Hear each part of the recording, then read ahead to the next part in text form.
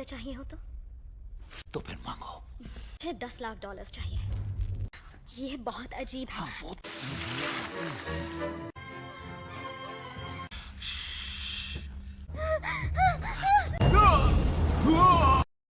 মুভির শুরুতে আমরা একটা ইয়ং কাপল ম্যাট এবং নাদিয়াকে দেখতে পাই। তারা নিজেদের ঘরে থাকার জন্য এসেছিল। এই ঘরটা ছিল একটা নির্জন জায়গায়। এই ঘরের আশেপাশে কোনো ঘর ছিল না। শহরের কোলাহল থেকে দূরে একটি নীরব জায়গায় এরকম একটি ঘর তারা চেয়েছিল। তারা দুজন যখন ঘরে আসে ঘরটা খুবই অগোছালো ছিল। এজন্য তারা ঘর পরিষ্কার করছিল এবং ঘরের যে সকল জিনিস অপ্রয়োজনীয় ছিল সবকিছু তারা বাইরে ফেলে দিচ্ছিল। রান্নাঘর পরিষ্কার করার সময় নাদিয়া একটি মৃত পাখি দেখতে পায়। এই পাখিটিকে দাফন করার জন্য নাদিয়া বাইরে নিয়ে যায়। ঠিক তখনই ওপর থেকে ম্যাট নাদিয়াকে ডাক দেয়। নাদিয়া যখন ম্যাটের দিকে তাকায়, তারপর যখন পাখিটার দিকে আবার তাকায়, সে পাখিটাকে সেখানে দেখতে পায় না। পাখিটা সেখান থেকে গায়েব হয়ে যায়। নাদিয়ার বিষয়টা খুবই অদ্ভুত লাগে। অন্যদিকে ম্যাট দেওয়ালের পেছনে এক অন্যরকম কিছু দেখতে পায়, যেটা দেখার জন্য সে দেওয়ালের ওপর পেপারগুলো সরায় এবং একটি দরজা দেখতে পায়। কিন্তু দরজাটা একটি তালা লাগানো। এই দরজাটা খোলার জন্য একটি চাবির প্রয়োজন। এরপর ম্যাট ওই চাবিটি খোঁজার জন্য বাইরে যায়, কারণ কিছুক্ষণ আগে ঘরের কিছু জিনিসপত্র সে বাইরে ফেলেছিল। শেষ পর্যন্ত সে চাবিটি পেয়ে যায়। ম্যাট যখন দরজাটি খুলে তখন নাদিয়াও সেখানে ছিল। তারা দেখতে পায় ঘরের ভেতর অনেক অন্ধকার। যখনই তারা ওই ঘরের মধ্যে ঢুকে রুমের ভিতরে লাইট সব বন্ধ হয়ে গিয়েছিল। এটা দেখে তাদের বিষয়টা অদ্ভুত লাগে। এভাবে সেই রাত কেটে যায়। পরের দিন সকালে নাদিয়া একটি ইলেকট্রিশিয়ানকে কল করে।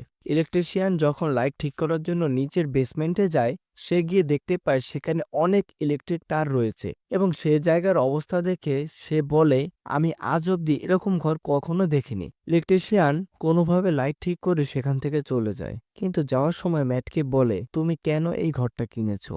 এই ঘরের আগের মালিকের তো এই ঘরের মধ্যে মৃত্যু হয়েছিল। ম্যাট তার কথা শুনে অনেক ঘাবড়ে যায় এবং এই বিষয়টা নিয়ে সে অনেক রিসার্চ করতে শুরু করে। রিসার্চ করতে গিয়ে ম্যাট জানতে পারে এই ঘরের ভেতর একটি কাপল থাকতো। তাদের মৃত্যু হয় তাদের সন্তানের হাতেই এবং তার নাম ছিল জন।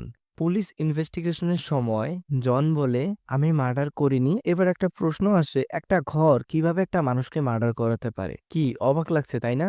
কিন্তু দেখতে থাকো, শেষ অবধি বুঝতে পারবে। সে রিসার্চ করে কিছুটা ক্লান্ত হয়ে গেছে। এরপর ম্যাট ওই অন্ধকার রুমে যায় ড্রিঙ্কস করতে। তার ড্রিঙ্কস শেষ হয়ে যায়। তারপর সে নিজের মনে বলে, ইস, যদি এখন এক বোতল লাল পানি থাকতো। হঠাৎই সে তার চোখের সামনে এক বোতল লাল পানি দেখতে পায়। সে প্রথমে এটা দেখে অবাক হয়, কিরে, কিভাবে আসলো এটা? পরে সে বুঝতে পারে যে এটা তো সে এই ঘরের থেকেই পেয়েছে। যদিও সে প্রথমে অনেকটা ভয় পায়, কিন্তু পরবর্তীতে সে বুঝতে পারে এই রুম সকল ইচ্ছা পূরণ করতে পারবে। পরের দিন সকালে নাদিয়া ঘুম থেকে উঠে দেখে ম্যাট পাশে নেই। নাদিয়া ম্যাটকে খুঁজতে খুঁজতে ওই অন্ধকার রুমে যায়। সেখানে গিয়ে দেখতে পায় সারা রুমে দামি দামি পেন্টিং আর বিভিন্ন জিনিসপত্রে ভরা এবং ম্যাট অনেকটাই খুশি। ম্যাট নাদিয়াকে বলে, এই রুম ইচ্ছা পূরণ করতে পারে, তুমি মন থেকে কিছু চেয়ে দেখো, পেয়ে যাবে। এটা শুনে নাদিয়ার কিছুটা অবাক লাগে। তখন ম্যাট বলে, তুমি একবার কিছু চেয়ে তো দেখো। তখন নাদিয়া বলে, আচ্ছা ঠিক আছে, আমার বর্তমানে একটা জবের প্রয়োজন, আমি সেটাই চাই। কিন্তু ম্যাট বলে, না, এই রুম জব দিতে পারবে না, তুমি কোনো জিনিস চাও। তখন নাদিয়া বলে, আমার $1000 চাই। তখন তারা দেখতে পায় ওই রুমে $1000। কিন্তু এরপরও এই বিষয়টা নাদিয়ার কাছে বিশ্বাস হয় না। সে এবার $1,000,000 চায় ওই রুমের কাছে। কিছুক্ষণ পর তারা সেটাও পেয়ে যায়। এরপর নাদিয়া এটা বুঝে যায় যে এটা কোনো সাধারণ রুম নয়, এই রুম সকল ইচ্ছা পূরণ করতে পারবে। তারপর আর কি, এই রুমের ভেতর তারা একটার পর একটা জিনিস চাইতে থাকে এবং তারা সেটা পেয়ে যায়।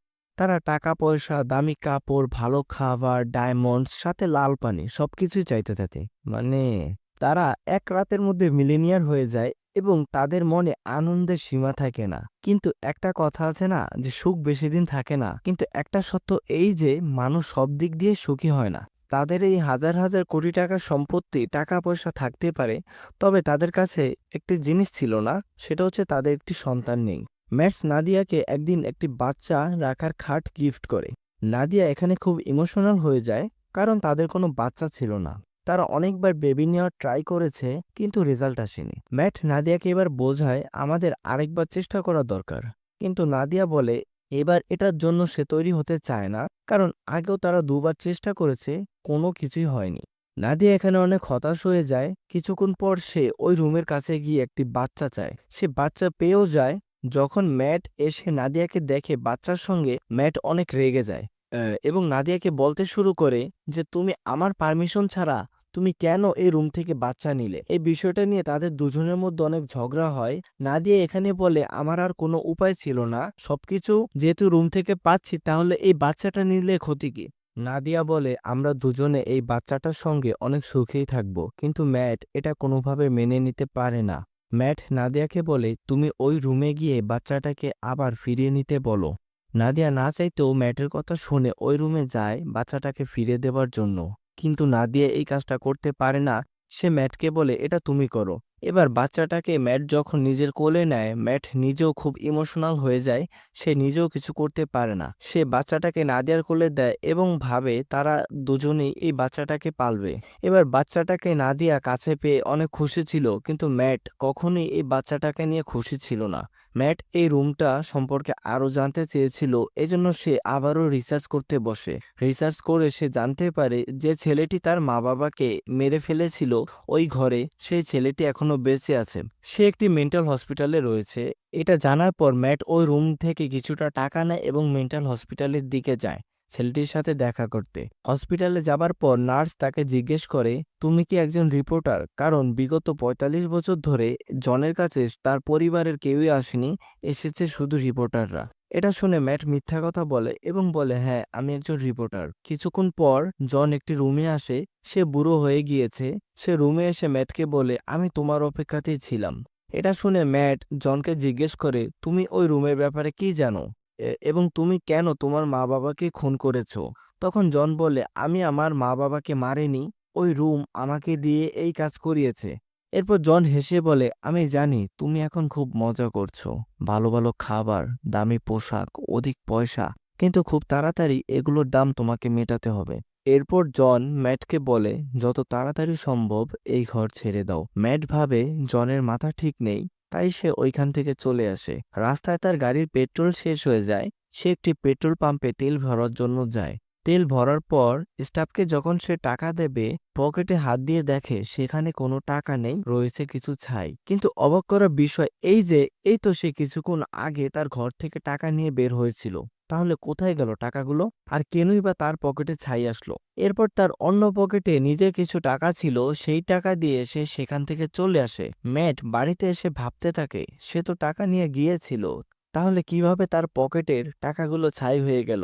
সে ওই রুম থেকে কিছু টাকা বাইরে ফেলে দিল এবং দেখতে দেখতে টাকাগুলো অদৃশ্য হয়ে যায়। এরপর সে কয়েকটা পেইন্টিং ওই রুমের বাইরে নিয়ে যায়। পেইন্টিংগুলো যতটুক অবধি রুমের বাইরে ছিল ততটুক অবধি পুড়ে ছাই হয়ে গিয়েছে এবং যেইটুকু ঘরের ভেতর ছিল সেইটুকু অবশিষ্ট রয়েছে। এটা দেখে ম্যাট বুঝতে পারে তারা যা কিছু এই রুম থেকে নেবে তা শুধু এই ঘরের মধ্যেই থাকবে। এই ঘর থেকে বের হলে সবকিছু ছাই হয়ে যাবে। ম্যাট এবার এই রুমের দেওয়াল ভাঙতে শুরু করে, কারণ সে জানতে চায় এই রুমের ভেতরে কি আছে। কিন্তু দেওয়ালের পেছনে ইলেকট্রিকের তার ছাড়া তেমন কিছুই ছিল না। ঠিক সেই সময় নাদিয়া বাচ্চাটাকে কোলে নিয়ে বাইরে যেতে চাইছিল, কারণ তার ঘরের মধ্যে ভালো লাগছিল না। তখন নাদিয়াকে বাইরে যেতে বাধা দেয় এবং বলে বাচ্চাটাকে বাইরে নিয়ে যাওয়া সেফ হবে না। কিন্তু নাদিয়া ম্যাটের কথা না শুনে বাচ্চাটাকে বাইরে নিয়ে যায়। বাইরে নিয়ে যাওয়ার পর দেখতে পায় বাচ্চাটা কান্না করছে এবং তার গায়ের কালার চেঞ্জ হয়ে যায়। সেই বাচ্চা ছোট থাকে না, ৮ বছরের একটি ছেলে হয়ে যায়। এখানে ম্যাট নাদিয়াকে বলে এই রুম আমাদের সকল ইচ্ছা পূরণ করতে পারে, কিন্তু আমরা কখনো এই রুম থেকে চাওয়া জিনিস বাড়ির বাইরে বের করতে পারবো না। বাড়ির বাইরে বের করলে সব জিনিস পুরো ছাই হয়ে যাবে। এটা শুনে নাদিয়া অনেক কষ্ট পায়। তারা দুজনে মিলে সিদ্ধান্ত নেয় এই বাচ্চাটাকে তারা বাড়ির বাইরে যেতে দেবে না। এভাবেই দিন যেতে থাকে। নাদিয়া ওই বাচ্চাটাকে ঘরের মধ্যেই সকল কিছু শেখাতে থাকে এবং তারা এই বাচ্চাটির নাম রাখে শেন। শেন বাকি বাচ্চাদের থেকে আলাদা ছিল, সে কারো কথা শুনতো না। এত কিছু পরও নাদিয়া তার বাচ্চাটাকে অনেক ভালোবাসতো। নাদিয়া শেনকে বলতো সে যেন কখনো ঘরের বাইরে না যায়, কারণ ঘরের বাইরে খারাপ মানুষ রয়েছে যারা তাকে মেরে ফেলবে। একদিন শেন খেলতে খেলতে ম্যাটের ড্রয়িং রুমে চলে আসে এবং সেখানে এসে তার একটি খেলনা ভেঙে ফেলে। প্রথম থেকে শেনকে ম্যাটের পছন্দ ছিল না। ম্যাট সেখানে শেনকে অনেক বকাবকি করে এবং বলে তোমার এখানে আসা উচিত হয়নি। ম্যাটের বকাবকিতে শেন অনেক কষ্ট পায়। ওই দিন রাতে শেন, ম্যাট এবং নাদিয়া রুমের বাইরে তাদের কথা শুনছিল, তারা ওই রুমের ব্যাপারেই কথা বলছিল। তখন সেন ভাবতে থাকে কি জন্য তাকে তার মা বাবা এই বাড়ির বাইরে যেতে দিচ্ছে না। ওই দিন রাতে কৌতূহলবশত সেন ওই রুমে যায়। ম্যাট এবং নাদিয়া ঘুমানোর কারণে তারা এই বিষয়টা জানতে পারে না। ম্যাট যখন ঘুম থেকে উঠে সে দেখতে পায় আগের দিন সেনের কাছ থেকে যে খেলনাটা ভেঙে গিয়েছে সেখানে আরেকটা নতুন খেলনা। কিন্তু এটা কিভাবে সম্ভব? তখন ম্যাট বুঝতে পারে সেন কালকে রাতে ওই রুমে গিয়েছিল। ম্যাট সরাসরি নাদিয়ার কাছে যায় এবং বলে, তুমি কি এই খেলনাটা ওই রুমের কাছ থেকে চেয়েছো? নাদিয়া বলে, না, আমি তো এই খেলনা চাইনি। ম্যাট বুঝতে পারে তাহলে এই বিষয়টা কে করেছে। সে সরাসরি ওই রুমে যায় এবং গিয়ে দেখতে পায় ওই রুমের পাশেই একটা বড় আউটডোর। কিন্তু এই আউটডোরটা তো আগে ছিল না, কে চাইলো? সে দেখতে পায় শেন সেখানে বসে খেলছে। কিন্তু শেনের এই বিষয়টা ম্যাটের একটু ভালো লাগেনি। ম্যাট ভাবতে থাকে পরবর্তীতে সে এমন কোনো জিনিস চেয়ে বসে যার কারণে তাদের প্রাণ চলে যেতে পারে। ম্যাট এখানে রেগে যায় এবং সে শেনকে হাত ধরে টানতে টানতে ঘরের মধ্যে নিয়ে আসে এবং বলে, তুমি আর কখনো ওই রুমের মধ্যে যাবে না। ঠিক তখনই টেলিফোনে একটা ফোন আসে। শেন গিয়ে ফোনটা তুলে ম্যাট শেনের কাছ থেকে ফোনটা নেয় এবং নিজে কথা বলে। কলের ওই পাশে ছিল জন।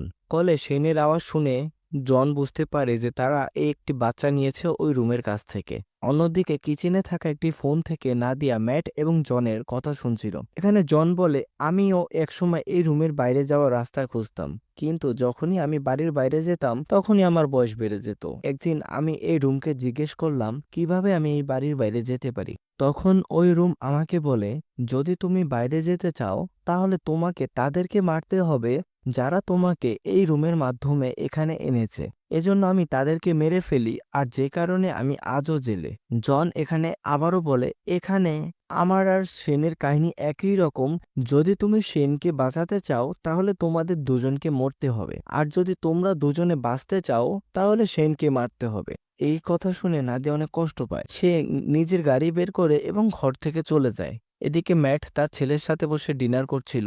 শেন তখন জিজ্ঞাসা করে, আমার মা কোথায় গিয়েছে? তাকে আরো বিভিন্ন প্রশ্ন জিজ্ঞাসা করে। তার প্রশ্নগুলো এরকম ছিল যে ম্যাট রাগের মাথায় তাকে বলে, তুমি আমাদের সন্তানই না, তোমার মা বাবা আমরা নই। একথা শুনে শেন অনেক কষ্ট পায়। সে তার রুমে চলে যায়। কিছুক্ষণ পর ম্যাট তার ভুলটা বুঝতে পারে এবং শেনের কাছে গিয়ে ক্ষমা চায় এবং তারা দুজনে একসাথে শুয়ে পড়ে। কয়েক ঘন্টা পর নাদিয়া ফিরে আসে। নাদিয়া তাদের দুজনকে একসাথে দেখে অনেক খুশি হয়। কিছুক্ষণ পর ম্যাট দেখতে পায় নাদিয়া ঘরে ফিরেছে। কিছু কথা বলার পর ম্যাট এবং নাদিয়া শরীরচর্চা করতে শুরু করে। যখন তারা শরীরচর্চায় খুবই ব্যস্ত ছিল তখন সেই দরজার ফাঁক থেকে এসব দেখছিল। এরপর শেন ভাবে শেন নাদিয়ার সাথে শরীরচর্চা করবে। এরপর শেন নাদিয়া এবং ম্যাট ঘুমানোর অপেক্ষা করে। যখন তারা ঘুমিয়ে পড়ে শেন ম্যাটের পকেট থেকে বাইরে বের হওয়ার চাবি খুঁজে বের করে। পরের দিন ম্যাট এবং নাদিয়া যখন সামনের দরজা খোলা দেখতে পায় তারা বুঝতে পারে যে ঘরের বাইরে কে বের হয়েছে।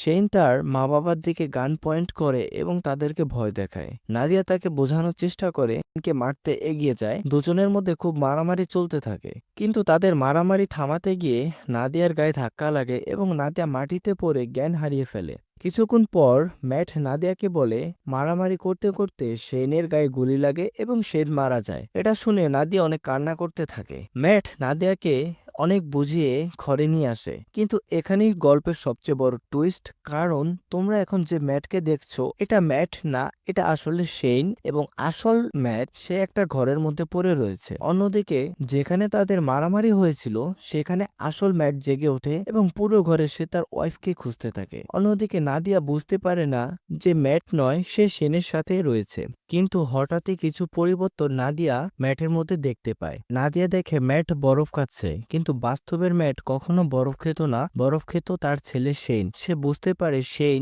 ওই রুমের কাছ থেকে ম্যাটের মতো চেহারা নিয়েছে। অন্যদিকে ম্যাট বুঝে যায় যে সে একাই এই ঘরের মধ্যে বন্দী রয়েছে।